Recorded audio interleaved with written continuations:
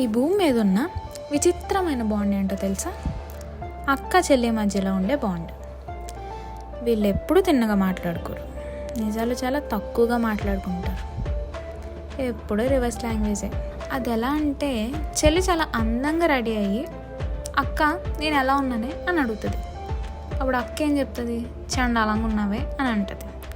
అదే చెల్లి ఆయిల్ రాసుకొని జిడ్డు మొహం వేసుకొని దాన్ని బట్టి అది కూర్చుంటే, చెల్లి అడగకపోయినా అక్కెళ్ళి సూపర్ ఉన్నా చెల్లి అని అంటుంది.